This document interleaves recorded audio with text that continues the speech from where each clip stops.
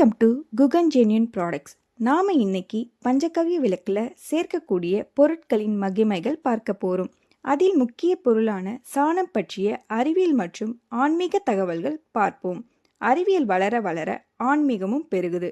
சாணம் அப்படின்னாவே எல்லோருக்கும் துர்நாற்றமாகவும் அருவெறுப்பாகவும் தான் தோணும்.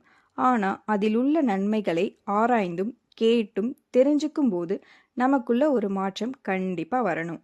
விட்டு போன சில முறைகளையும் இந்த தலைமுறையினர் கையில எடுக்க தவறினா வரும் சந்ததியினர் கலாச்சாரம் மறந்தும் அறிவியலை மறந்தும் சில இன்னல்களுக்கு ஆளாக வேண்டியிருக்கும். அப்படி என்னதான் சொல்ல போறீங்கன்னு யோசிக்கிறீங்களா? அது ஒன்றும் இல்லைங்க. நமக்கே நான் சொல்ல போற விஷயம், அட இவங்க சொன்னாங்கல்ல, அட அவங்க சொன்னாங்கல்ல அப்படின்னு ஒரு சாணத்தில் லக்ஷ்மி வாசம் செய்கிறாள் அப்படின்னு ஒரு நம்பிக்கை உண்டு. இந்த சாணத்தை அதிகாலை சூரிய உதயத்திற்கு முன் வீட்டோட வாசல்ல தெளிக்கணும். அப்படி தெளிப்பதால நமக்கு 30 கூடியிருக்கும் தேவர்களின் அருள் கிடைக்கும். லக்ஷ்மி கடாட்சம் பெருகும்.